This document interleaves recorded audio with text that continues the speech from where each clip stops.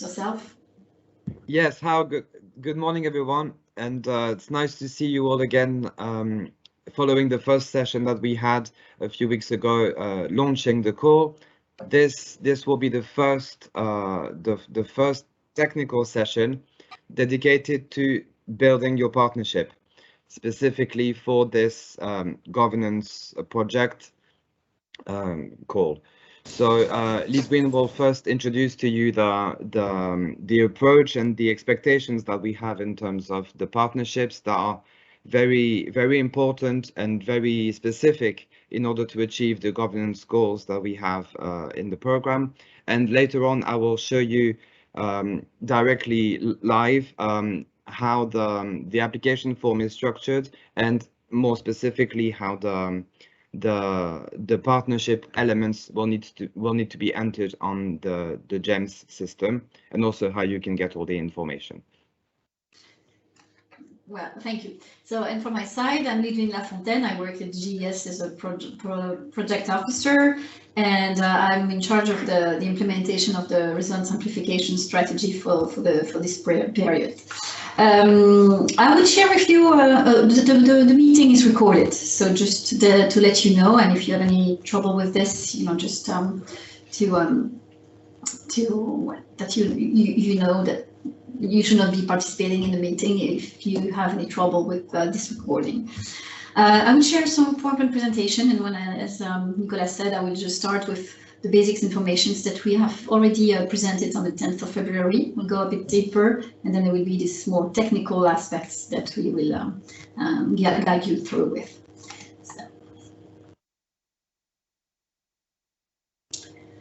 And meanwhile, I just wanted to tell you that during this whole session, you have the chat, so you can ask any questions, and we will proceed them. We'll just, after some time of presentation, we will just take the questions and process them. So don't hesitate to put anything in the chat and ask all of the questions. And we ask you to remain to leave your microphone off during the meeting. And we think that we start getting used to this kind of rules for any types of meetings. Just then past these introductions, so there will be from like for 40 minutes. We'll have the two parts that we have been talking about, and then we'll have also some conclusions, and we will just speak about different aspects for the next technical meetings for the 10 last minutes. So just the key dates. As we said, there will be 5 technical meetings to support the drafting of your applications. So we are on the first one. Just a quick reminder of the different dates. So on the 17th of March, we will speak about the intervention logic, the work plan, and the indicators.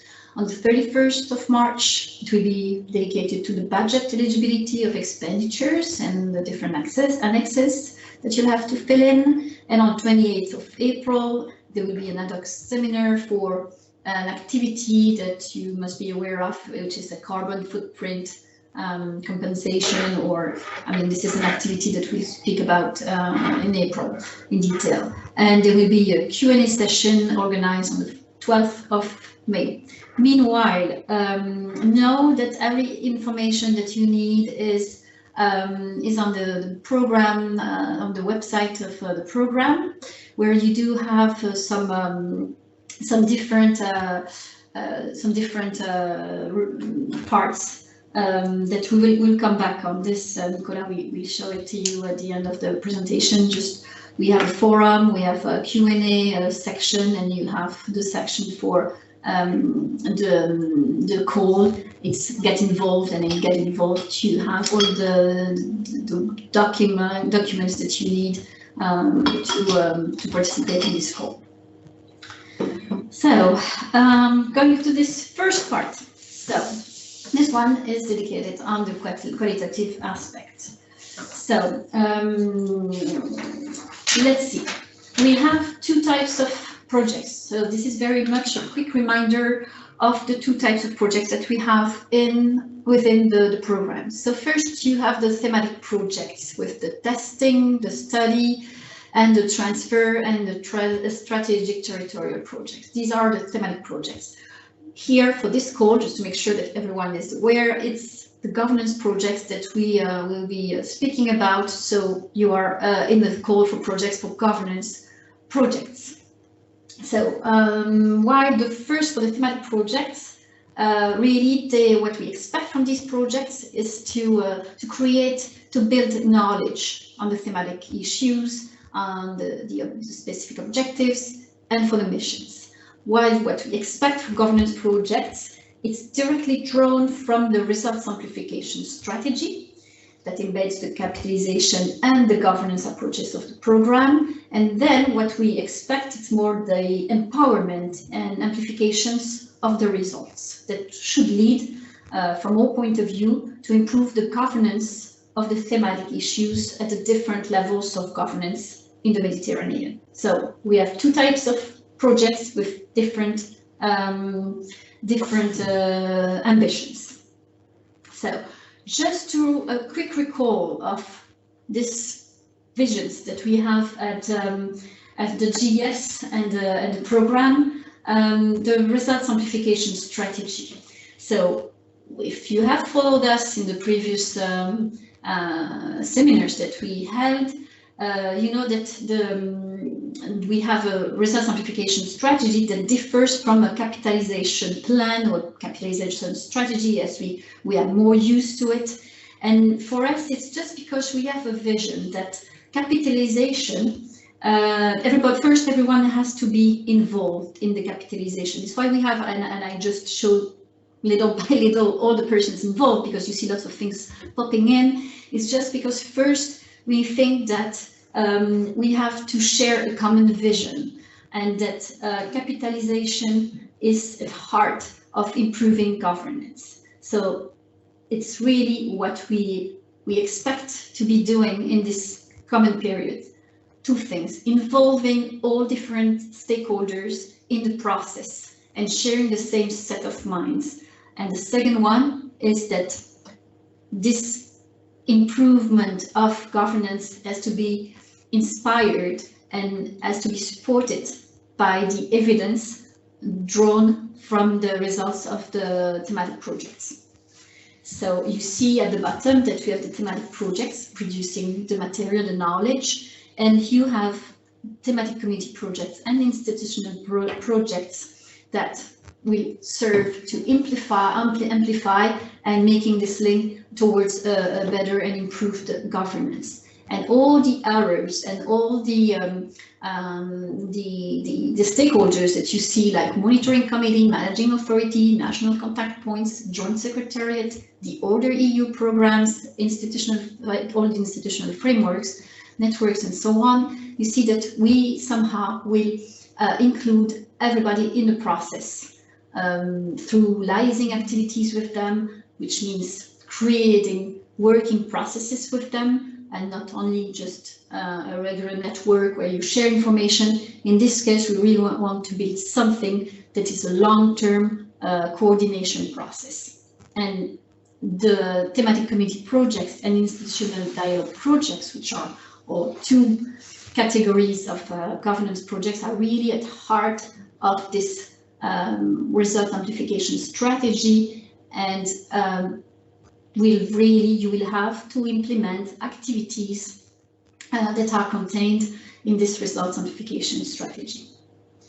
So this being said, going to the details of the objectives and what we really expect from these projects, we expect the governance projects, they are there to create the conditions, and creating the conditions to make a difference, which means first that we have to share. So sharing everything that's done on the territories, and what comes from the results, the concrete results of the projects.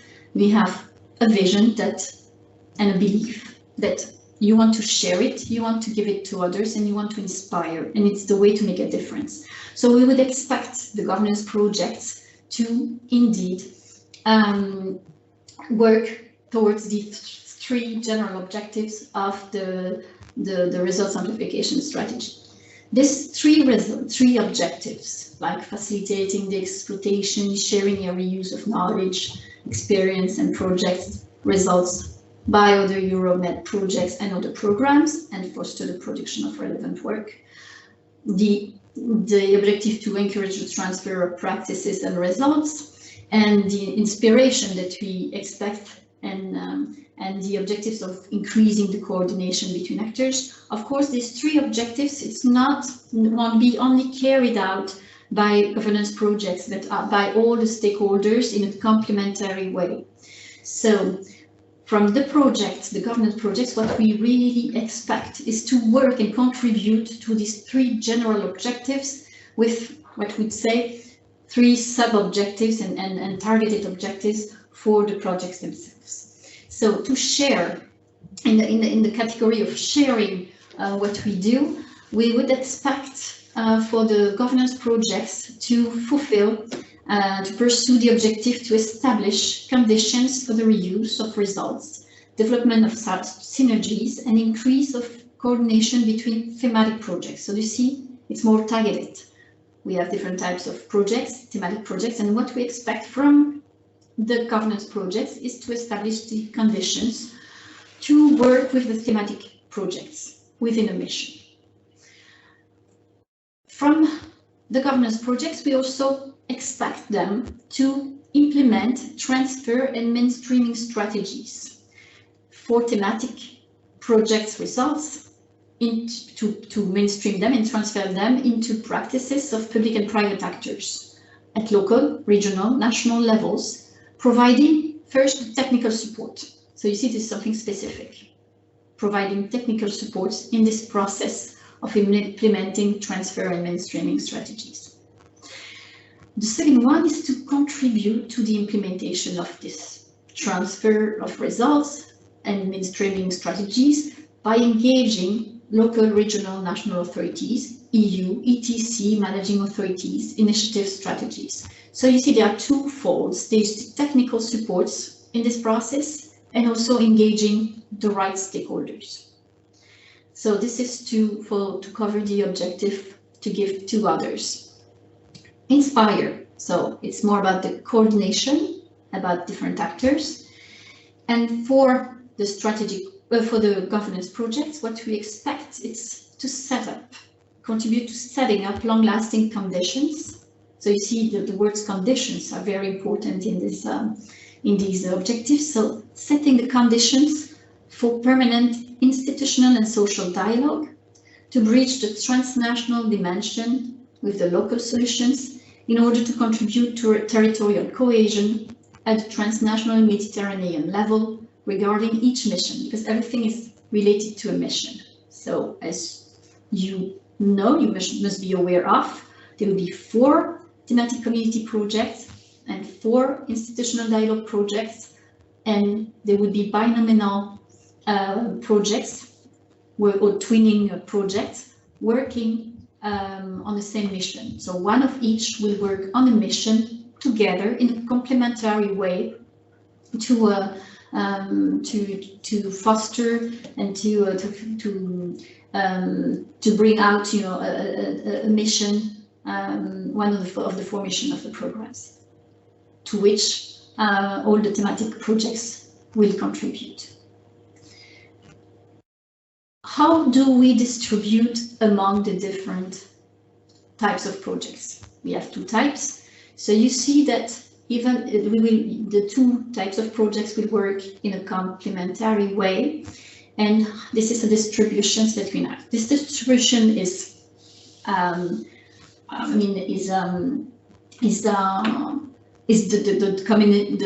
distributions that we intend with the different projects, but it doesn't mean that it's going to be all totally excluded from, from some types of actions, because they will be complementary. So we will, some are dedicated to one type of projects, some to another types, but there will be sometimes maybe, just not a total exclusion, which means that, for instance, if the thematic community projects, we intend them to work on the sharing to establish the conditions for the reuse. We intend them also to have them providing the technical supports for the implementation of transfer and mainstreaming strategies. And when we have the institutional dialogue projects, much more working on engaging local, regional, national authorities and so on to get involved in the transfer and mainstreaming strategies, as well as building the conditions for long-lasting dialogue. It doesn't mean, for instance, that the thematic community projects could not contribute to engaging some stakeholders. That's what we want to say. It's just that there won't be per se no exclusion, because working together means that sometimes you have to chip in the different types of activities. So this is to show it in another different way. So the distributions. As you see, there is a very narrow relationship between the result simplification strategy and the objectives that we attribute, we allocate to the different types of projects. So objective 1 and 2 for the thematic community projects, and institutional dialogue projects covers more objective 3 as well as objective 2 in a complementary way by engaging stakeholders in the process, while thematic community projects would provide the technical support, as what we expect from them is to provide analysis of thematic results that would be produced by the thematic projects. So, according to us, from a point of view, because we are not now talking, I mean, I could not talk about how to build a strong partnership if I didn't talk about these objectives and type of activities we intend the projects to take. Is that okay? Oops, I heard something. Okay. Is it okay? It's good. All right. So I couldn't. I mean, even if we have a seminar that would be totally dedicated to intervention logic, to the work plan and so on, I needed to talk to you about the types of activities also that we expect you to implement, because of course the partnership and the skills of the partnerships are directly linked to what we expect you to do within these projects. So for these two objectives of establishing conditions for the reuse and implementation of the strategies for transfer and mainstreaming of results and providing technical supports, we have drafted in and listed in the result simplifications a list of activities that are totally regulated. If you see on the right side, so you see the specific objective that is drawn from the general objective 1 of the result simplification strategy that you have here on the table. But I hope that what the previous slides demonstrated the link between the two. You find under this category a list of possible actions, so types of actions that should be carried out by the thematic community projects, such as carry out analysis according to criteria of reusability and adaptability. This is types, so we listed different types of, I'm not going to go through all of them. It just means that I want you to understand how to read these documents and how to use them, okay? So it doesn't mean also that you have to pick from the list and put them directly in your application form, but you have to think about, you know, just a way of implementing these types of activities, and you can, I mean, rename it how you want. But this is to inspire you. What would you expect? Because if we expect you to provide the technical support, it means that you have to have a knowledge of what has been produced and how envision how to transfer them. And if you want to transfer something, of course, you have to analyze the results with in mind the reusability and the adaptability of the material you have in your hands. So this is how you have to read the different tables. And There's a table for the thematic community projects in the result simplification strategy with the listing the three general objectives of the strategy, which are linked directly to the two objectives that we have for the thematic community projects. We have the same thing for, oh, I'm sorry, I'm jumping a slide away from there. So before I do that, I will just tell you from this list of activity that we have over there, we consider that for the partnership, and this is what is most interesting for you, what type of partners, what type of skills do we need from the partners participating in the thematic community projects. So the first one, it would be a high capacity to stimulate communities of projects related to the missions of the program. What will happen when you'll be selected, and right a few months later, there will be thematic projects selected as well to work on specific objectives that will feed the missions in which you will be working.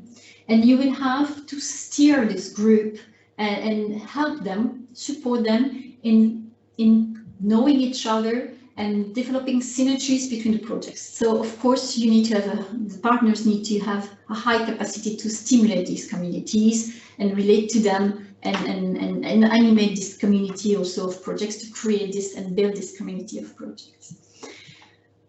And what I want to say about that is that if you had a chance to follow our feedback seminars on or share of experience in January, you have some reports published online if you could not on our website.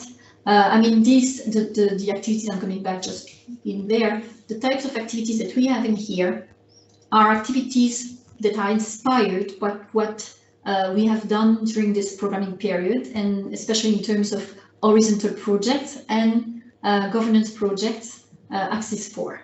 So we organized share of information, share of experience in January with 3 seminars, I think it was 3, and we have some reports on what has been already implemented, tested, experienced, and you can have, so you can, and we very much encourage you to reuse this experience and to be inspired. So going back to see what has been done already, and should inspire you in building your activities as well from what has been done already in the program.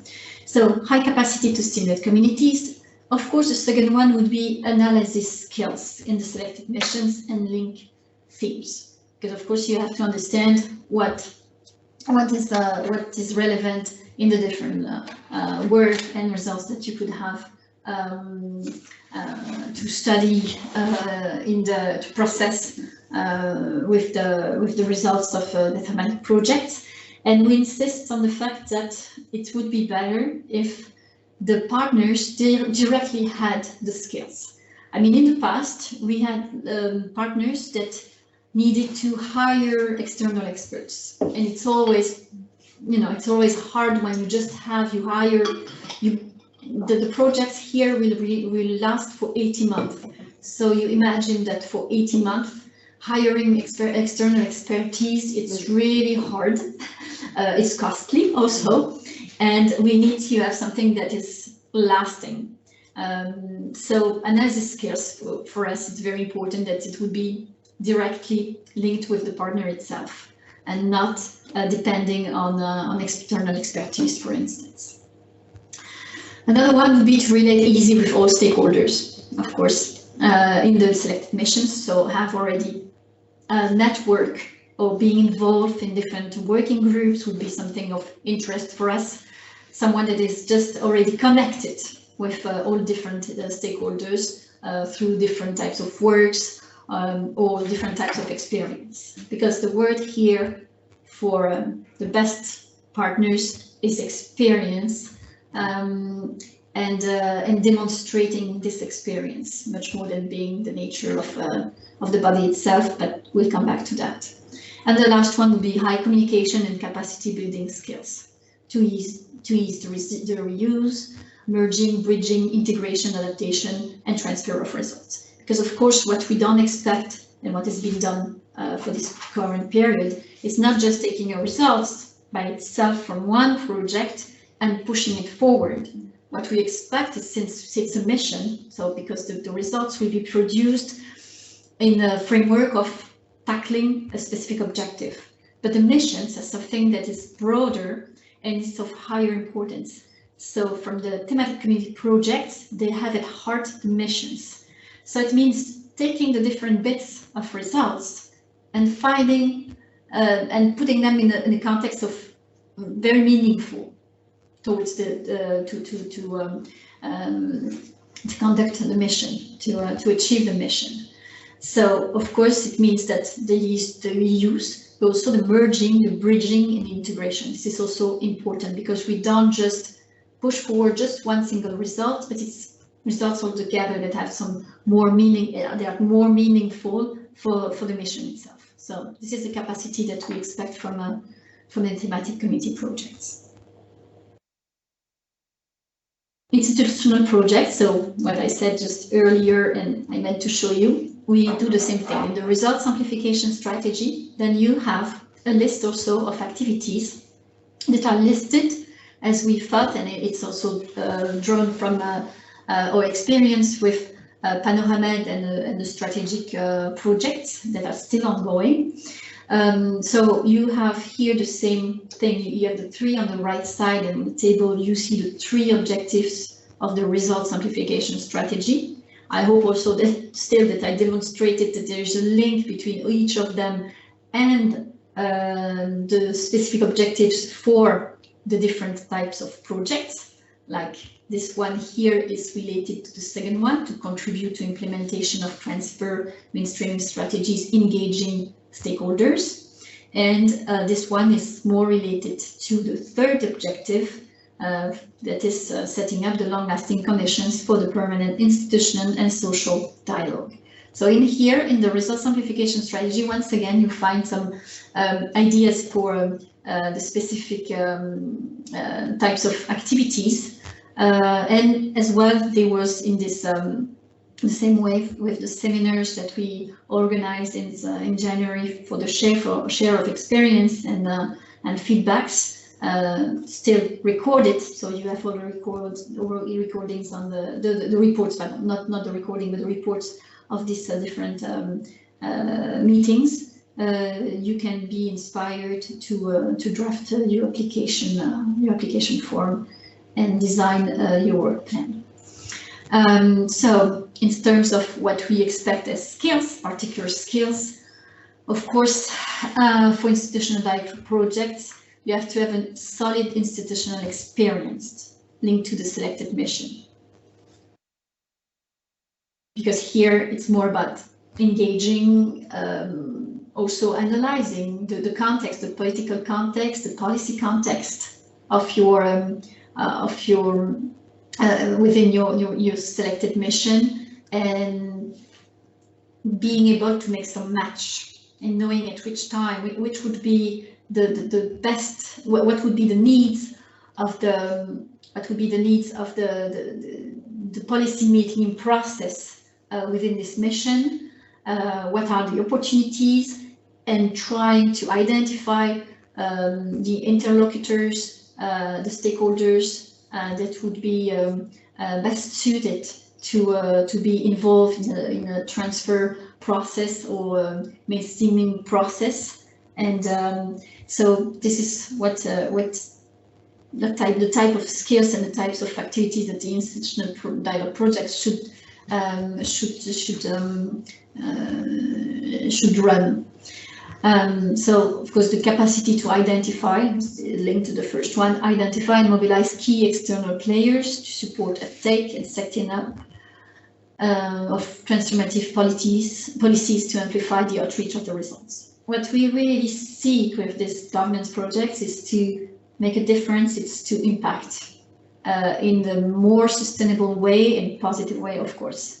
So, and we cannot do it, our experience demonstrated that we cannot just do it with just single results with thematic projects working on its side. So we need to amplify all this, and we need to work together with the different complementary skills and competencies, rather than just working all in parallel. And the last, skill, very important, it's also relating easily to academia and civil society organizations. So, of course, when you want to amplify the dialogue, to improve it among different stakeholders, especially transnational, Mediterranean level, you need to go to have also the skills to relate easily to these different types of stakeholders. So just so I give you a few seconds to really see the different keywords for the different type of projects. So you see thematic community projects, stimulate communities, having analysis skills, relate to all stakeholders, high communication and capacity building skills. On the other side, you do have the institutional experience in the mission, identify, mobilize key players, and relate particularly to academia and civil society organizations. So, having spoken this way, I hope that you understand that this slide about who could participate, we don't have restrictions, except the restrictions of an Interreg call, of course.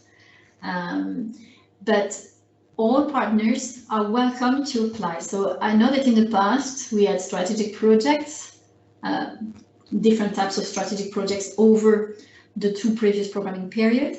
That we had also the panoramic projects, for instance, and we had some restrictions for the participation in the call. In this case, from the nature of the body, we don't have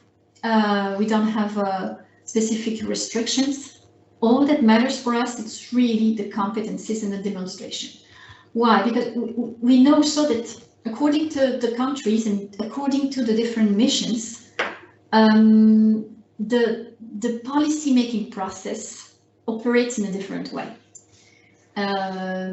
Might be an agency being really close to the policy making process in tourism area in a certain country, for instance, I don't know. Then we want to keep this diversity and making possible that an institution that is really involved in any of the different types of activities that we expect and different types of objectives that we pursue with the different projects can participate. What matters for us is that in the application form, you demonstrate the different skills of your partners. That's really that matters. It will make a difference in the assessment process. This is all that really matters. So you know, and I'm just going very quick on this slide, that we have make a indicative distributions, but I won't leave it very much. So that's because I don't want you to keep this in mind. This is something that naturally and from my experience, the more suited partners, because we always have the questions, so the more suited partners with the analysis skills goes on one side and institutional skills on the other sides, but this is not something that we don't expect, and we won't assess any proposal based on the nature of the partners, but more on their skills. So this is something that you really have to keep in mind when you draft your application. So this is for the core partnership, and but I want to also insist on the associated partners. So here I'm reminding to you that there are different status for the partners. There are the co-founded partners and the associated partners. So co-founded partners, they can be any of the listed partners that you have had in the slides before and that are listed in the terms of reference, because what I'm saying here, it's all in the terms of reference as well. They receive funds, of course, There's a limited number, of course, because you do have a limited amount of funds also. And they have to implement activities and report. So they are constraints of being co-funded partners. About being associated partners, who can they be? They can be any of the listed partners. They don't receive funds, but they are paired with an active partner that can cover travel and accommodation costs. So they don't receive directly money, but if they have to travel to a different country or in a European country or whatever for a meeting, for a workshop, the travel costs and accommodation costs can be covered by a partner to which they are associated in the application form. Potentially, there could be unlimited numbers of partners, except, if you intend to cover travel and accommodation expenses, means that the partners the partners that are paired to them needs to have enough funds to cover those costs. And they take part in the activities, and they take part according to added value. That goes both ways. So means that they have and in the application form you have to define why you choose them. What are the interests in being associated partners? It can be they can give advice and they provide expertise in the theme. They can also be end users, takers, or final beneficiaries. They can be, if you want to transfer the results, they can be what we call takers, receivers. There are different names that we can call them. But then also they can be observers and supporters. So depending. Associate partners, there's something that needs to be said also. We expect you to have some associated partners at the time of the application form, the initial application form. But along the way, associated partners can be added to the projects. If they don't benefit from funds, if you don't have all the associated partners because you have to mobilize them within 3 months, you can still add them during the project's implementation. There is no problem for that. To help you, and I will just make a parenthesis here, to help you find the associated partners, because we expect very much to have partners also from the Southern Shore, because that's the only way we can really involve them in the projects. Just to let you know that we also have we are in contact with the programs, with the ENI programs, with the UFM, with WestMed, with which we develop joint activities, and we will encourage to have their partners register on the forum, for instance. So you could have the assistance from the GS to find also associated partners. So because we are in the process of also trying to support this mobilization and this identification of key stakeholders for the call. So this is more administrative, expected partnership. So I will just recall here what we have said in terms of eligibility of application form regarding the partnership. So as a minimum, the project partnership must be composed of partners based in 6 different countries of the Interreg Euro-MED eligible area. Among these 6 partners, at least 1 must be based in the EU area of the Interreg Euro-MED program, and 1 in the IPA area. The lead partner must be a public body or a body governed by law, by public law. So this is eligibility criteria, and this is defined by the different directives. Just to make sure you have reference documents for the terms of reference in Annex 1. So just make sure that this is the list definitely that you have to comply with this. Some other points of attention. For the lead partners applicants, they may only be lead partners or partners in one selected project. For partner applicants, may only participate in one selected project of the same type. These are the only restrictions that we have in terms of participation. Other schemes of participation are allowed, permitted. So, participation in this call does not imply any restriction on possible participation in future thematic calls and projects. This is important as well for you. So you know that when we have calls for thematic projects, you won't be, if you participate in the governance projects, you're not prevented from participating in thematic calls and thematic projects. I will just see if there is any question. Do we have any questions on that? There are some questions on the chat. All right. So I will try.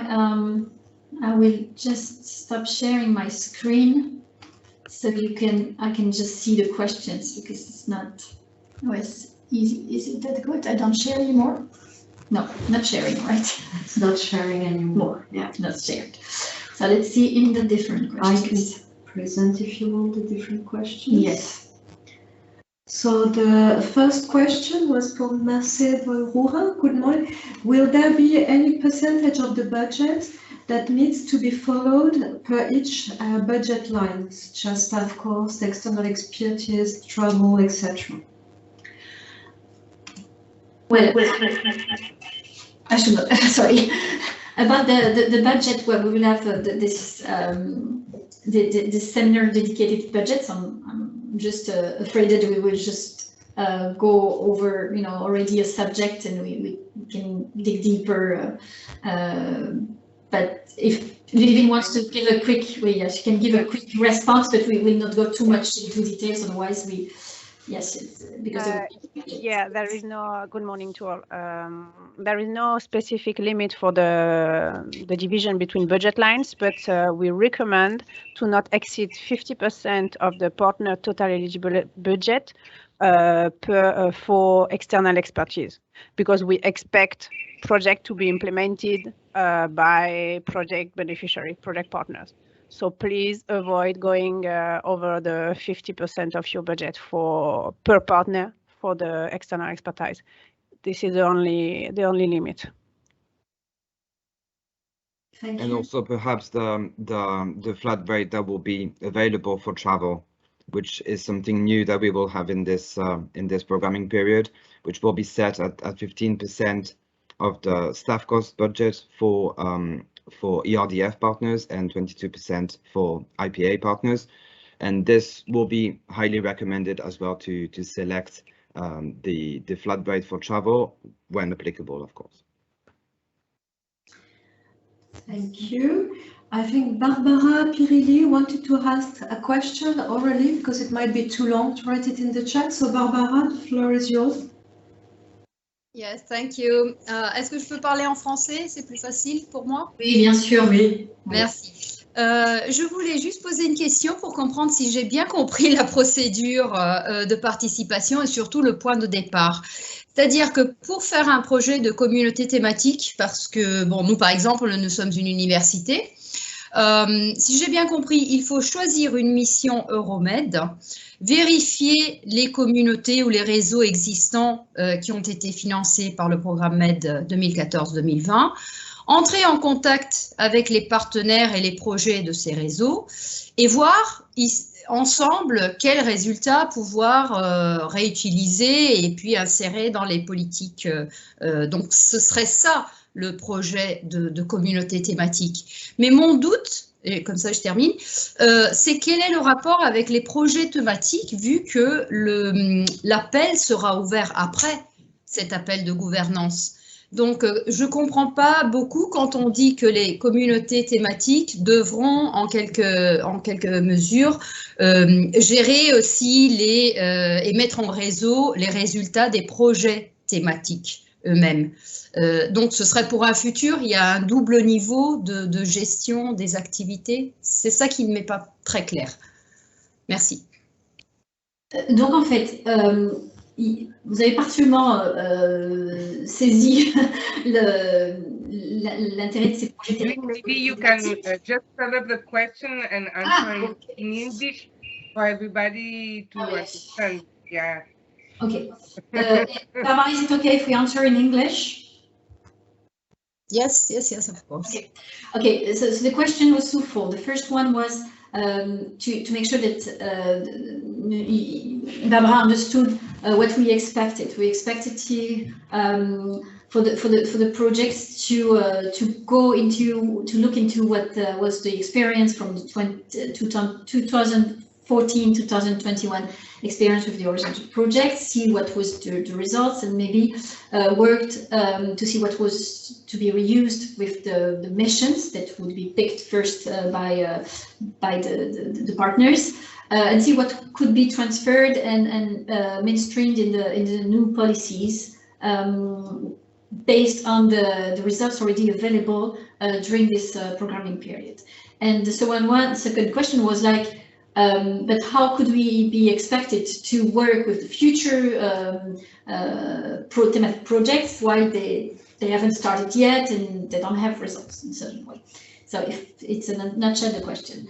So you're partially right in the fact that we expect you to look what was done in this programming period, but more in terms of methodology, because for the moment, all horizontal projects, so formerly the thematic committee project somehow, are already working on transfer processes and mainstreaming processes. Of course, there will be things in the thematic ways that we still need to pull, and we can just like build on what is already available, and there needs to be further pushed. And there is this work that, the bridging the two periods that we expect from the thematic community projects in terms of what would be relevant for the new missions, because knowing that the new missions that we have for this period are not exactly the same as the thematic community projects that we had, not thematic, horizontal projects that we had. We had 8 horizontal projects working on different, on specific objectives. So this is different. We don't have the same missions for this programming period, but there will be things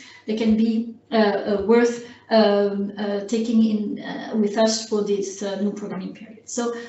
And I understand your point of view saying, okay, we need to have results to start working and expecting transferring processes. Except that from experience, and I will say capitalization because I said amplifications, but I didn't say capitalization that much in this presentation, and we are more used to capitalization word than amplification. Amplification, when I said, when I introduced it, it's really the combination and the embedding of capitalization with governance issues and approaches combined together. If we don't start, when you let thematic projects working on their own, isolated, you only have at the end scattered or just isolated results, and sometimes they're not combinable, they're not fit to be integrated with other results and to be pushed forward and make a difference for transferring or mainstreaming in the policies. So it needs to be tackled from the start. So the thematic community projects, we expect it to them, it's to provide these conditions, to create the conditions for the thematic projects to develop also their activities and producing results with in mind this sharing of experience and this transferring process that will come after. If you don't foresee the transferring process, the transferability of your results from the start, when you have the results in your hand, sometimes you cannot do anything much more with the results. So it's preparing ahead. And there will be in the thematic community projects a phase where during the thematic projects growing and developing their activities and their results, there is this phase of building a community and creating these conditions for the reusability of the material that will be produced. And then there will be a second phase because it's 80 months, so it's 7 years. And during the 7 years, the thematic community projects are not expected to do exactly the same types of activities. So after a certain time, when the results are available and ready to be transferred, because there will be a readiness much higher than if they had just developed their results just by themselves in a corner and not with in mind this process of transferring, because transferring process and mainstreaming process takes a long time. So there will be another phase where results being available, there will be a mission from the thematic committee project and institution working with institutional dialogue projects to transfer and mainstream those new results into the policies, because we are in a changing context.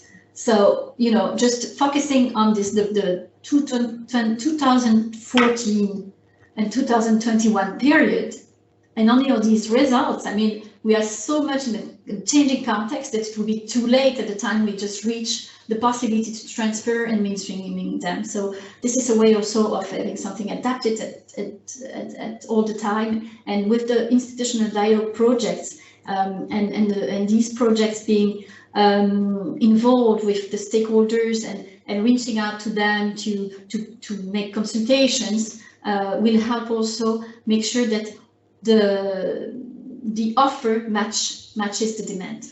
That's what we expect, and it's the only way to really mainstream and transfer results sustainably and relevantly in the policies and the territories.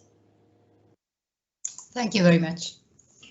Thank you. Next question, a practical one from Carmen, who asking if the PowerPoint and video would be available to the participant and potentially or the broader audience. Yes. Maybe, yes. Yes, or Sophie? Yeah. Sophie, if you want to say something, I spoke a lot, but okay. Just yes, of course, we will publish that on the page of the call.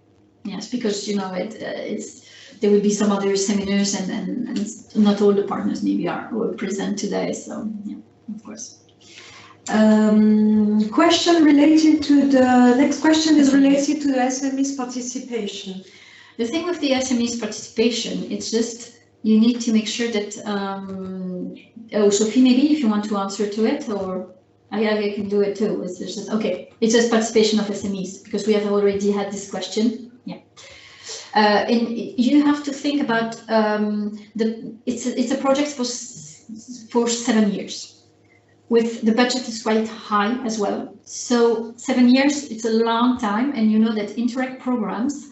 You have to make the advance. We reimburse we reimburse the costs.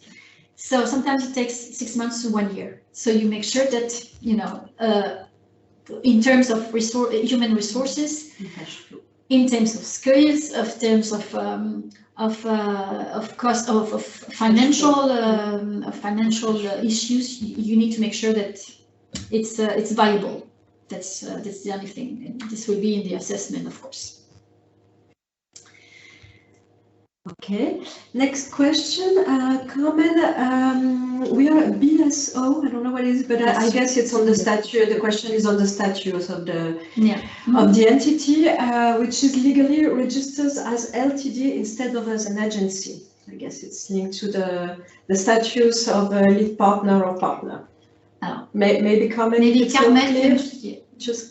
Carmen could maybe speak out and just explain a bit more. Clarify if we clarify. Did understand the question or not? Hi, good morning. Can you hear me? Yes.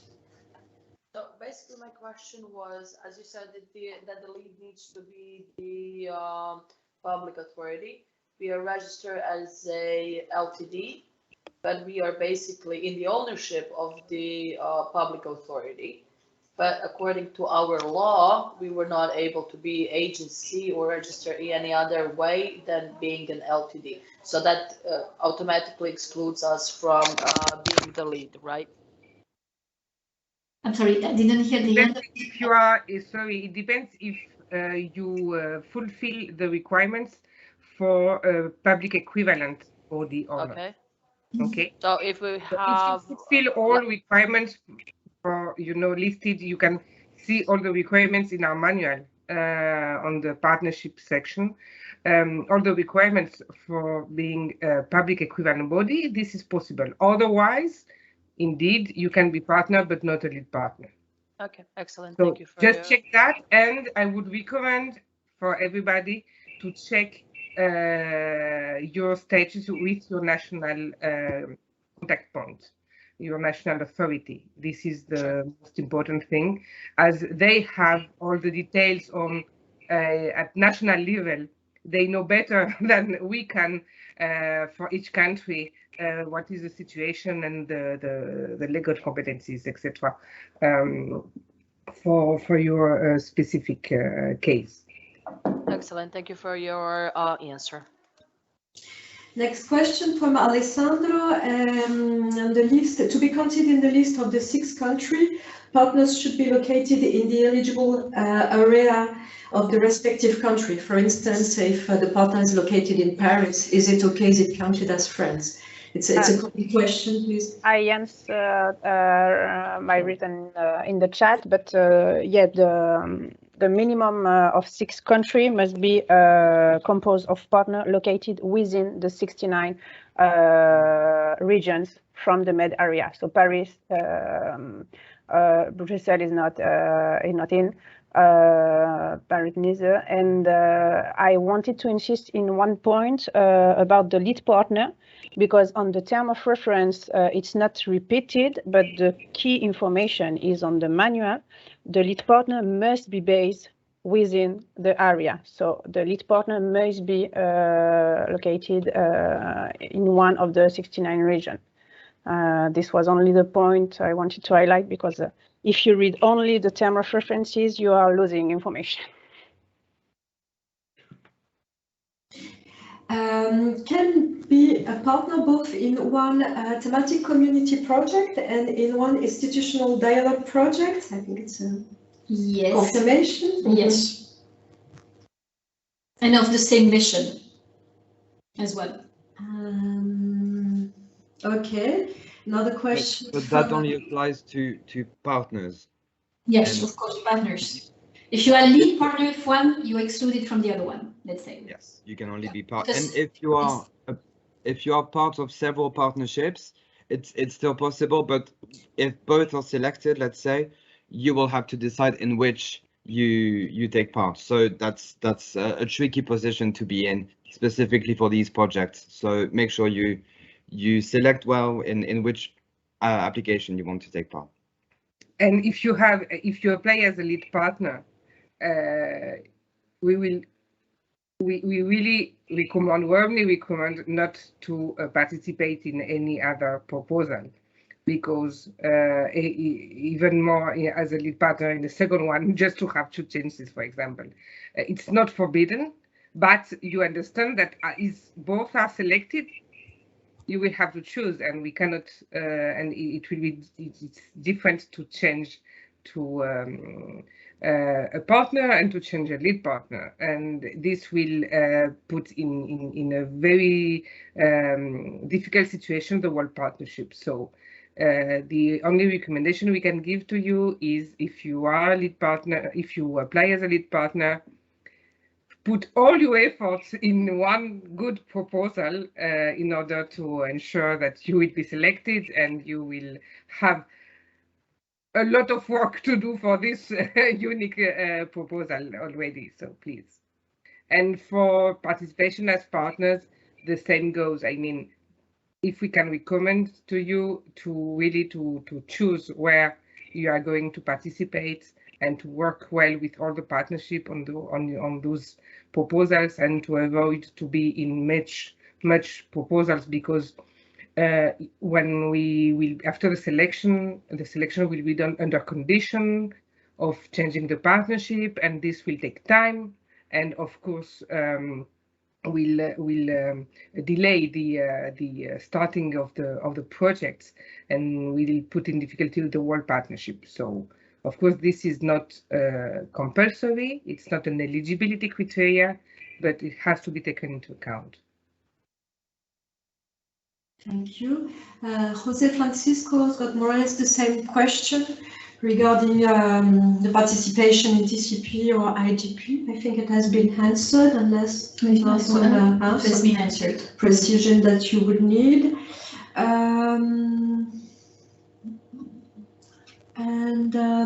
Barbara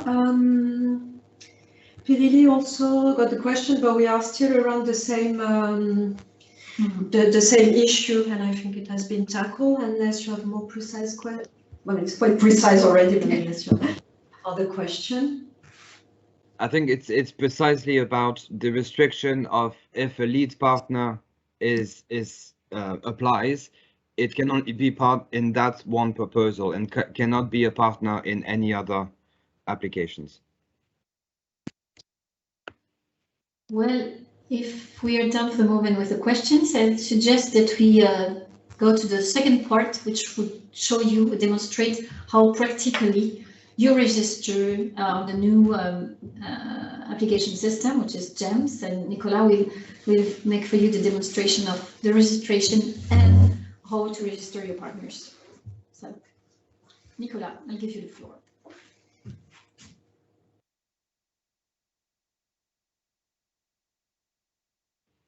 Okay, let me take over now. And yes, indeed, I will show you the key elements that you need to be aware of to make it happen, to make your application come to life. Now that you know our expectations and the mindset where we stand in terms of the objectives of this call. I'm not showing the right thing, am I? Sorry.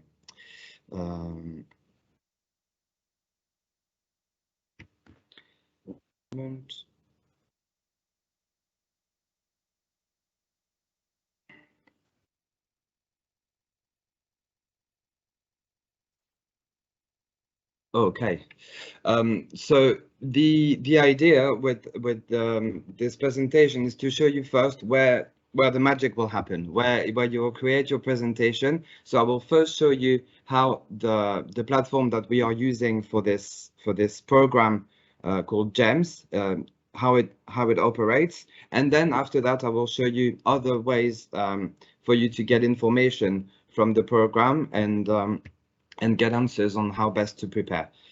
So for those of you not familiar with the GEMS system, it's the monitoring tool that is developed by Interact, and it's been adopted by more than 40 different programs. So it's really useful for us to be able to use this program, this monitoring tool now, as it will allow also at program level to better coordinate the actions of projects with other programs. And for those of you who have been familiar with Synergy system that we've been using for the 2014-2020 period, well, you will see from the experience how you like it with GEMS, but my guess is that you will find it a little bit more user-friendly and easier to use. So let's have a look. This is where, so hopefully you can see my screen now well with the website. So you will need to access this this tool from the address that's here below above, gems.interreg-euro-med.eu, and also you can find the link from our program website. So this is the login page when you arrive, and first you will need to create a new account in order to access the platform. And I don't know if some of you have already tried to have a play with the tool, but we had some issues since the launch of the call in the account creation. So in the first step, in order for you to access it, it has been fixed now. So you should be able to click on create a new account and register here with your details, receive the email so that you can activate your account, and then log in using this section here. So once you have inserted your login details, you will arrive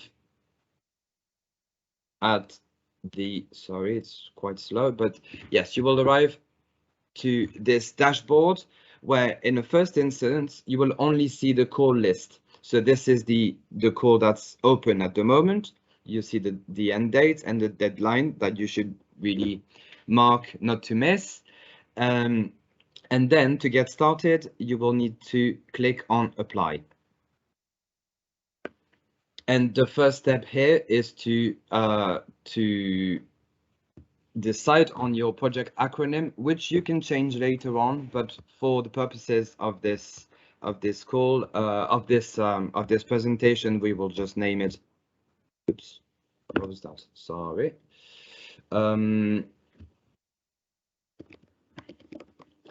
Okay, and then create your application. And then once you have created an application, it will lead you back to the dashboard and you will see your application appear here and access your blank canvas, your fresh start at the new application. Here on the left-hand side, you will see all the sections to be filled out to complete your application form. Today we are talking about the partnership, so I will take you through the sections relevant for the partner information and what you need to be aware in terms of the supplying of the partners information. In terms of accessing GEMS, you can create as many accounts as you want and just make sure that the coordination of the writing of the application form is done well, so that it's not duplicated and you know who is responsible for inserting all the information on GEMS. So the first section here with the project identification is basically a summary of the project, a short overview of the elements of the program.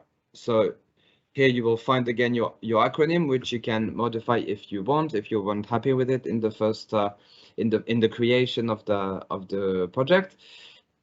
Give a longer title to the project and the duration, which for this call has been set at 80 months, and then it will automatically give the number of periods. And again, not automatically selected, but the only available specific objective for this call is the MED governance.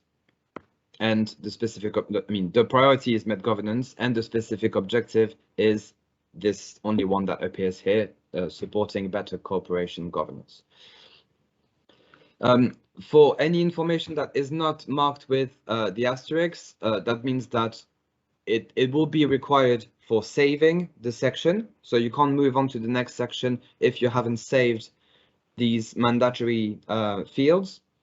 But you can always come back to these sections to have more input later on. And what else did I want to say about this section? Yes, you will see in the coming days, weeks, an additional section here, somewhere here in this identification section, about the type of projects that you are selecting. So at the moment, it doesn't appear because it's something that we requested specifically for our program. But you will be able to select here whether you're applying for thematic community or institutional dialogue project, and another field to select which mission you're applying for. So for now, if you want to insert that, you should insert that in the project title. This just as a mention, as well as your project title, write TCP for thematic community project or IDP for institutional dialogue project, followed by the number of the mission, so 1, 2, 3, or 4, and then you can write the title. But this is just a temporary measure, so that if you're applying, we know we can clearly see for now in which you're applying for, and then you can go back once it's available to select the mission and the project type. And all these specific instructions that do not appear on GEMS like here, for example, you say, you know, you could see that there is a box with information. These specific elements that are relevant to our program, because as I said, we share this monitoring tool with many different programs. So the structure is the same for all programs, but then we make it specific for our program needs. So the specific instructions can be found in the courtesy application form, which on the program website, in the call section, you will see all the core documents and access to GEMS. So you have all the guidelines to use and create the application form on GEMS, but also you have the courtesy application form. So the transcription of the application form from GEMS as a Word document, so you can work on it offline. And also you have specific information like what I just said about the specific field missing for the project type and the mission. So make sure that you follow both guidance documents for GEMS and the program manual, and also part of it is the courtesy application form with these instructions. Okay, project summary. This will be provided again at this stage.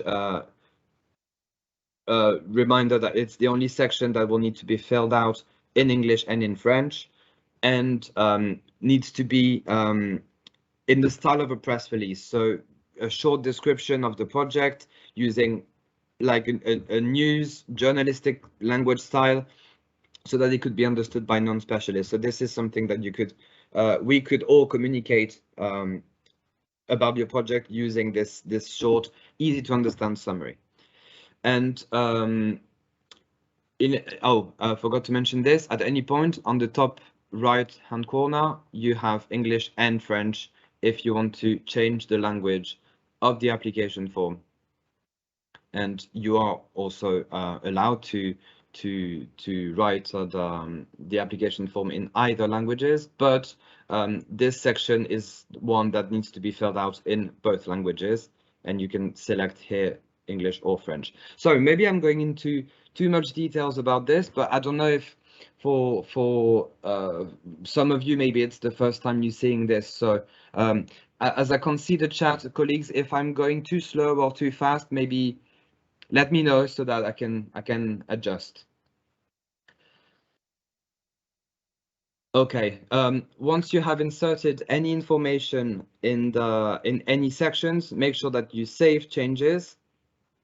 And as I said, once it's saved, it's locked, but you can always come back to it and make more modification up until the point of submission. So to complete with section A, here you will also have some overview tables about your budget, about your outputs and results once you have filled out the work plan section. But the purpose of today is to talk about partnership. So the part B is dedicated to the partnership, and this again is one section that will need to be well coordinated, because there will be quite a lot of information to be provided, and it's important that maybe the information is centralized, or that at least you agree within the partnership who will be responsible for filling out the information respective to each partner. So this part is where you find all the information about each partner organization involved in the project: lead partner, project partner, and associated partner. All the sections will need to be completed, but as we said, a lot of the information will be necessary to be entered at application stage, but we can always update it, and specifically if the project is approved, is selected, information such as contact details and yes, basically mostly contact details and details about the organizations will can be updated, but at the time of submission, it will be important to have that set as the full partnership. So once you arrive in this partner overview section, you will need to click on add a new partner, and you will get to the profile creation of the partner. So the first step is to select whether you're typing information about the lead partner or the partner. Type in the information about the name of the organization, the abbreviation, the name in original language and in English, and the department or the division if applicable. Then select type of partner, whether you are one of these categories, which one. Then legal status, public or private. Then in terms of the identification, this is something that also will be required at that stage, but you need to be aware that the partner identification from the GEMS system will only be allocated once the project is approved. So the system will not allocate a number for every partner that is applying, only to those that will be selected. So in the meantime, in order to proceed with the checks, with the verifications that we'll do at evaluation stage, we need you to have inserted here a specific identifier number that is relevant for you at national level. So it could be the VAT number or any other registration number at national level. And also, if you have it, ideally the PIC number, so the participation identification code, I think, participant identification code from the European Commission. If you don't have it, that's not a problem, but I think it will be easier for us to locate you in the spectrum of European programs if you have that already. And also, maybe if you do have that, if you were a partner in 2014-2020, in this other identifier number, you can maybe add the number you had on Synergy. So maybe we could link it to your participation in this one then.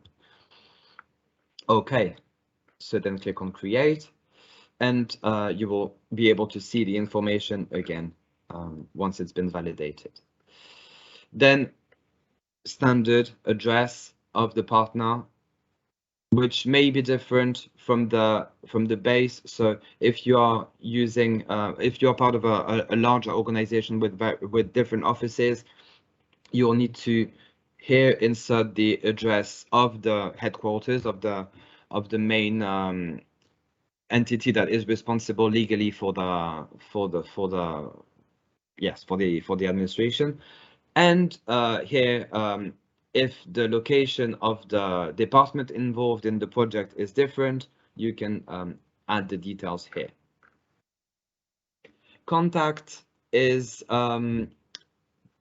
standard information about who will be responsible for engaging and signing the documents on behalf of the partner, be it the legal representative. And mainly this will be important in order to have the name on the contract documents. So this is mainly the only information we require. And then the contact person will be the person responsible on behalf of the partner as regards to their participation in the project. So previously you may have seen on Synergy that each person involved in the project should have a dedicated profile in order to access Synergy. But on GEMS, we'll only need one contact person, which is the main reference person for the partner, and then other members of the partner can have their own applicant user and GEMS account, but for the purposes of the application form, only one person is the reference contact person, so the coordinator of the participation of such partner. Okay, now we get to the most important section here in terms of preparing the application form, content-wise, and that's the motivation. So you'll have here two questions that are describing the partner motivation and contribution. So basically the relevance of the selected partner in being part of this operation, of this project. So in the first section, which of the organization's thematic competencies and experiences are relevant for the project? So this is where you will be able to describe the partner's experience in participating in EU projects or other international projects that are relevant to this particular application. So if you have been partner or lead partner involved in any way concretely in previous MED project, but also other EU projects and international projects that are relevant for this one. And what is the role of the partner in this project? So here you'll need to take into account the specificities of the type of project that you have selected, because we have introduced the responsibilities and the role of how each partner will contribute to the activities differ according to the type of project you have selected. So make sure that you match the roles to be filled out by the partners with the expectations and expected actions that we have stated in the terms of reference. And specifically, well, given that this call has really specific features in terms of the length of the call of the project, the flexibility that will be needed in terms of the time plan, and during the course of 7 years, there will be specific characteristics that partners need to be to ensure that they will be able to deliver. So this is where you justify that, where you demonstrate that the partner has relevant competencies thematically, but also strategically and also operationally in order to undertake the task of this project. Okay. Then the remaining three sections, the budget, the co-financing, and the state aid, I can show them to you briefly, but I won't go into detail because this will be the purpose of the following technical sessions that we will have in later on in March. The first one being on building the work plan and the activities and the intervention logic, and the part C basically of the application form. And on the 31st of March, you will have the session dedicated to the financial topics, so the budget, and this will also be answered in these elements, as they will be relevant for the budget, but also in terms of eligible expenditure. And I think it will be at a stage where you will have more detailed, more precise idea of the involvement of each partner. At this stage, really, what's important is for you to focus on the building of your partnership in order to answer the strategic objective of the call. So these details maybe you can leave out. You can wait until we present them to you in a few weeks. But just the main information that is important for you at this stage, and also in terms of managing the time you need to complete the application form, is that the budget is only to be filled in this section for each partner. So you will insert here all the different budget elements and budget lines for staff costs, as we said, travel accommodation is will be considered in the same way as office and administration, with a 15% flat rate of the staff cost. For travel, it's not mandatory, but it will be highly recommended. So then you will insert the staff and the external expertise and equipment if you need, and this will appear in the summary here for the partner budget. And the main difference with the synergy system is that on GEMS, this is the only place where you will insert the budget. It will not be needed to insert it in the work plan alongside the activities. So less confusion, less opportunity for mismatch and inconsistency in terms of budget filling. Same with co-financing. Here you will be able to insert the contribution that you will receive as the partner contribution and the source, and state aid, which is basically a self-check just to make sure that the partner is not engaged in economic activities, or at least that they will not interfere with their participation in the project. But more on this in the next sessions. I'm coming back to the motivation because this is something that again we'll be very careful in the evaluation. So make sure that you highlight the individual competences of each partner in this section. And as you can see here in the table, there is also here in the project description a section called project partnership. And as opposed to the individual profiles for each partners here, you will also need to explain, to describe how the partnership is structured as a whole, and how your partnership structure will support the implementation of the project in order to reach the objectives. So this is where you will do this.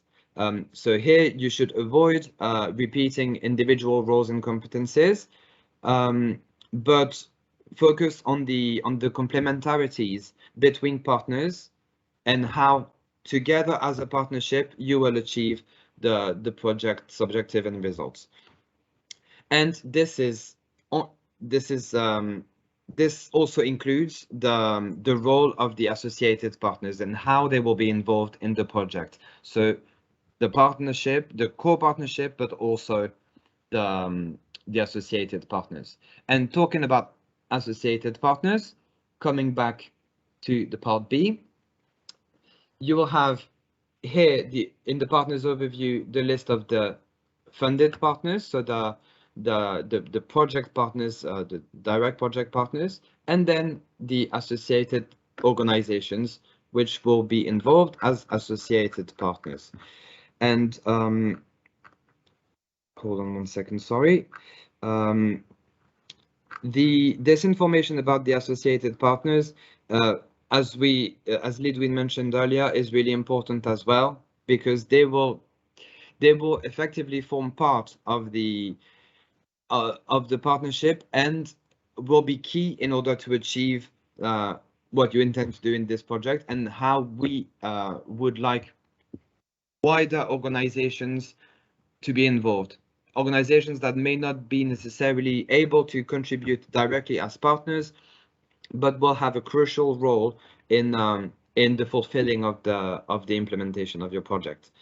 So here, once again, you will basically provide the details of the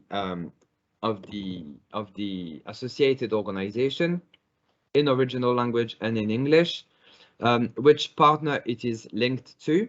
So that's really important, because that means that the partner who is responsible for bringing this associated organization to the partnership will ensure that they are involved in the way they should, in the way they stated in the application form, and also will be responsible, let's say financially, if the associated partner is to take part in any project activities, the project partner will be able to cover some of these expenditure as part of their own budget. So the link here is really important to match the associated organization with the partner who's got the relationship with this associated partner. So again, the details about the location of the partner, the legal representative to figure on the associated partner declaration, and the contact person who is responsible for the involvement of the associated partner. And this little section here that's hidden at the bottom is the most important because this is where the role that will be played by the associated partner in the project will need to be specified, and we have specified them. Again, this is all described in the courtesy application form as well, which you can download on the program website. If you're not able to take all the notes, this information is already available on this courtesy application form. So the role of the associated organization can be advisory, providing expertise in the team, can be an end user, a receiver, or final beneficiary, and they will be using the outputs that are delivered by the project, or they can be an observer or a supporter. And this will be important for in terms of endorsement. So it could be a larger, wider international organization that, by being involved in your project as associated partner, is effectively committing to expand the work that you're doing in this project to their own sphere, which would reach a wider audience. So please be sure that you describe the role of the organization associated partner here, because this section will also appear in the associated partner declaration. So this is crucial as well. I think we can leave it at that in terms of the GEMS demonstration for now. And we can come, as I said, there will be some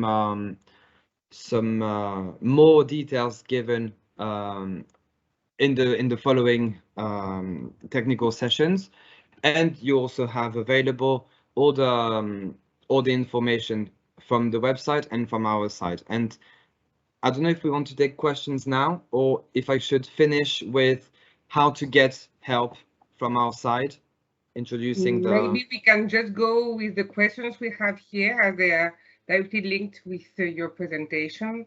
Okay. And then we go on the last session quickly. Good. Okay, some answers have already been given by written also, but maybe Ludivine, if you want to sum up. Or I don't. Okay. Yeah. Okay. You hear me? Yes, we don't see you anymore. Okay. So the last question was about the Italian co-financing. So we get the information from the national authority that, which has been confirmed also by Cursio, that the automatic co-financing should be available for all Italian partners. So maybe we have someone from the Italian National Authority, or maybe you can contact them to confirm that. By the way, the chapter dedicated to this point of the manual will be made available soon. But if you want the information in advance, you can contact them directly. And then the other question, I think, was about the access, no? Yes. With the reader profile. So we get the test version about the reader profile. We are implementing it on the IT system in order to make it available to you.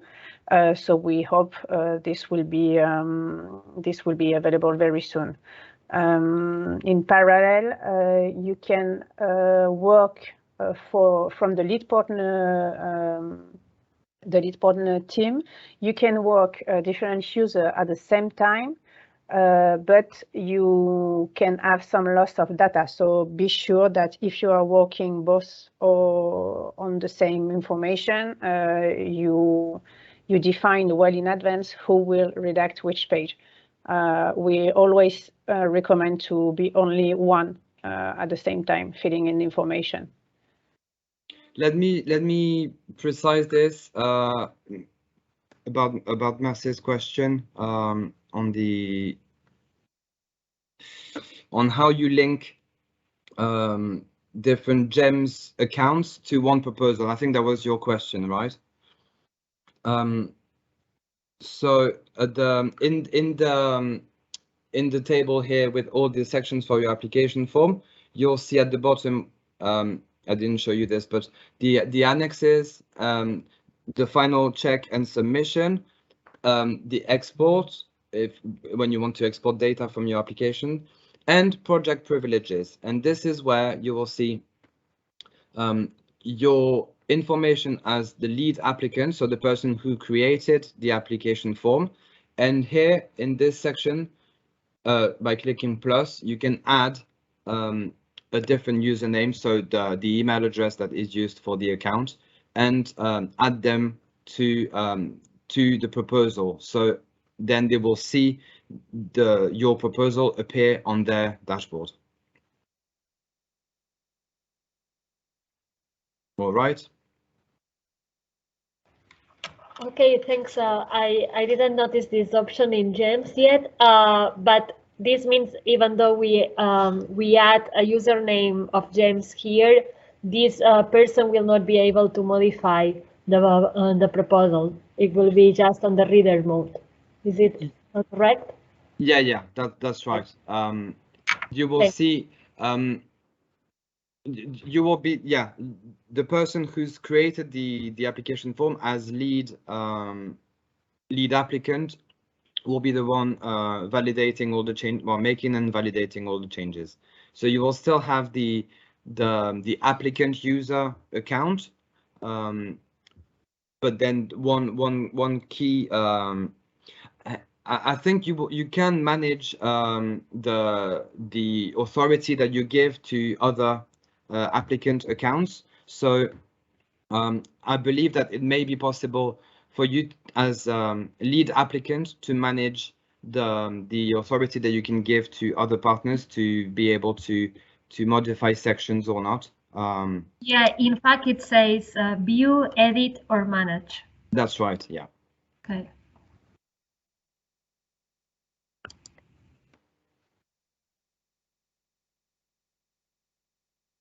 Okay. Do we have any more questions? Is GEMS linked with the ECAS portal? No, and that's why we added it as a field. If partners have already got a PIC number and they are registered on the ECAS portal of the Commission, they can use it because then it will be easier for us to manage the information. But it's not a requirement because GEMS is a European GEMS is used by Interreg programs, and Interreg programs don't have as a requirement to be registered as a PIC organization. So you will have another partner ID or identification number that's specific to GEMS Euro-MED, but I mean this yeah. If you have it, you can insert it, but it's not mandatory. There is a question about the associated partners, if they need to register in GEMS. No. So, exactly. No. None of the partners need to. I mean, the lead partner has to include all the information on behalf of the partners. If some partners can have the read mode, the reader mode, it's even better in order to exchange to give them the access to the application form information. Otherwise, of course, you will have to pass through an export of the information and to transfer it to the partners, but it's not compulsory. What is compulsory is for the lead partner to include the information regarding the partners and the associated partners in the system, and to exchange with the partners to be sure that the information included is the correct one. What else? Okay, there is a question to repeat where is the courtesy offline application form. So maybe when you will speak about the support, you can show it. Yeah. For the Fondo di Rotazione, I think that we answered. Just contact your national authority. And then for the annexes, there is a question about the annexes where they will be available. They are under they are under development from our side and validation by the participating states. They will be available in a few weeks in the system, and for the moment we are going to see if we can provide them automatically in the system, or if it will be as usual, meaning that the partner will have to sign it and the lead partner to upload it in the system. But in the next meetings, we will have technical meetings. We will update you on this side. And the last question about the flat rates, if they can be lowered. No, the flat rate is to be taken as it is. You cannot change the percentage. They have been approved by the program. Yes, some as the 15%, it's at the level of the regulation, and the 22% for the IPA partners has been approved at the program level.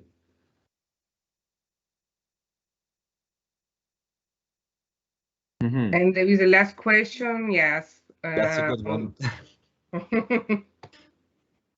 So the partner is seen as at the level of the university, of the entity, of the legal entity. So, for example, for the university, at the level of the university, not at the level of the department, school, division, etc. Okay. I will take over and show you, summarizing the information about how and where you can get all the information from our side. And this will all happen from our Interreg Euro-MED website, or brand new website. As you can see, at the as soon as you come into the website, you have this about the current call, but also you will have information about how to get involved in general. So the three sections that are really important for you to be aware of is this first section about the call. So the description of the call, linked to the program documents, the definition of the projects, the information about previous sessions. So here, for example, you have the PowerPoint presentation that we used at the launch seminar on the 10th of February, and also the video that's posted on YouTube. You have the link to GEMS and how to get support. So you have that's also here again all the previous sessions and the upcoming ones that we have here. So that was one of the questions. So next one is on the 17th of March, and that will be dedicated to the activities, the content, how to create your work plan, and how it matches the program requirements in terms of strategic objectives, indicators, The 31st of March will be dedicated to the financial questions, so building your budget and all the questions related to eligibility of expenditure.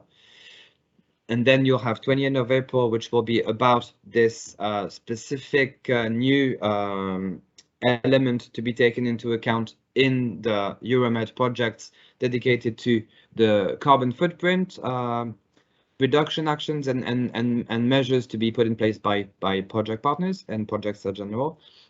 And also we'll be opening some for some questions and answers on this session and on the 12th of May. And this is where you will be able to register for these. And very important, because it's going to happen next week, so very, very soon. We mentioned in February during the first seminar launching the call that we provide an opportunity for applicants to get direct feedback from the JS on your project idea. So next week, you know, it's still early days in the preparation of your application, but in the meantime, you know, the application will need to be submitted in May. So there's still a lot to be conceptualized, and this first opportunity will be the right time for you to get this feedback on making sure that your project idea is in line with our ambition and our expectation for the projects to be funded under this call. So from Monday, 7th of March, you will be able to access an online questionnaire, which you can for now download as a courtesy document, as a Word document, to see which questions we will be asking. I can show you maybe if I don't have it open, but basically it's to give a brief summary of your project idea and as much information as you have about your project idea, your project concept, and your partnership for now.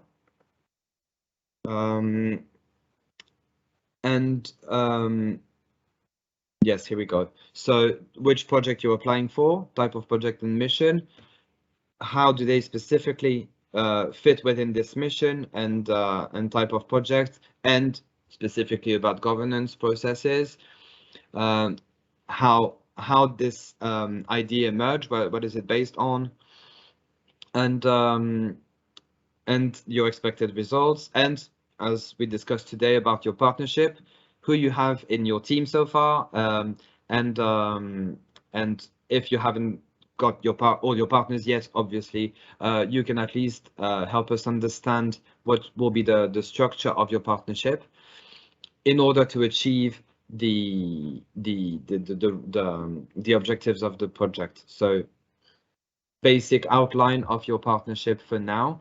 But what will be important for the purposes of this exchange with us is that it will be submitted by the 11th of March, and it will be first come, first served, and we had to limit this opportunity to the first 30 project ideas. So make sure that you don't wait until the last minute to submit this questionnaire, your answers here. And the other key requirement is that to take part in this discussion interview with us, you'll need to have representatives from at least 2 partners. So the lead partner, the person responsible for creating the application, and one of your partners, so that we know that you're not alone in this mission. Okay. So yes, all of this will happen here. Then we have yes, I was showing you, sorry, the information where you can find all the information about the course and in general documents about the program. So this is the call information section. Also in the Get Involved section here, you can find information about the calendars, our calendar for the program. So for example, when we'll have more details about the next call, which will be the thematic projects call. This will be announced here, or the open calls. You can access also the call information and the documents here, and how to apply with link to GEMS. Oh, hang on, I didn't show you that, I think. In the call document, in the call information section, you have the get support, the events, feedback on project idea, and the FAQ, and also the documents, which was here the very important question which I missed out. So this is where you will find the courtesy application form. So the offline Word version of the application form that's available electronically on GEMS, with the specific instructions that you would not be able to see on GEMS, but that are specific for this call. This is the document here, courtesy application form. Terms of reference, which if you haven't seen it, you can download them again here, and other guidance documents with our program manual, which is all the information about how we operate, and the GEMS user manual. So to answer any technical questions about the filling out of the application form. And because it's a platform that's being used by all the programs, you can find the generic information here about how GEMS is used. But please, if you have any questions about technical questions about GEMS, make sure you address them to us.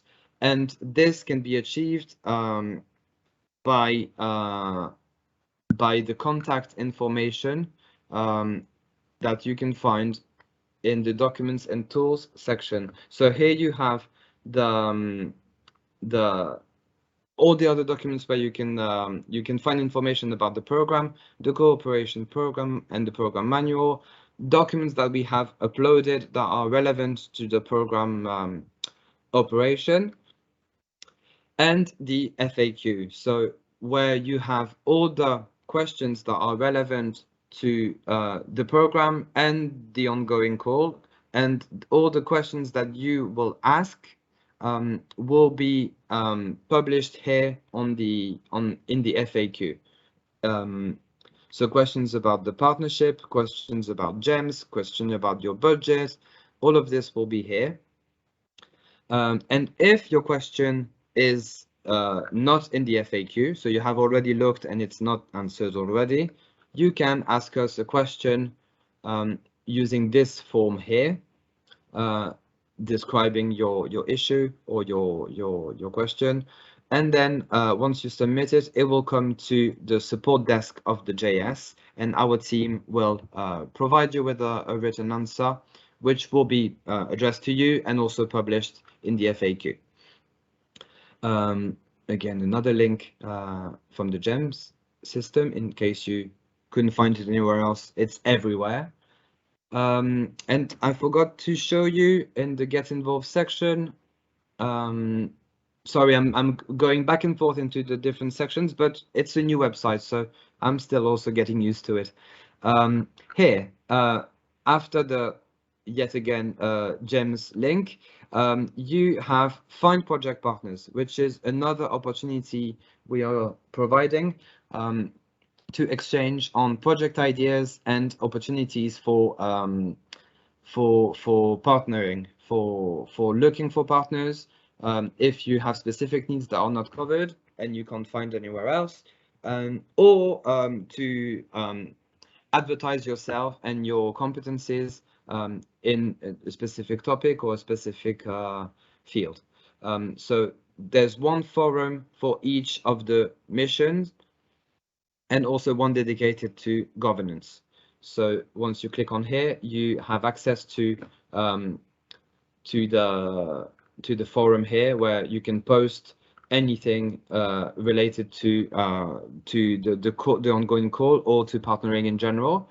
But in order to be able to post and respond, you will need to create an account on our website, which you can do here.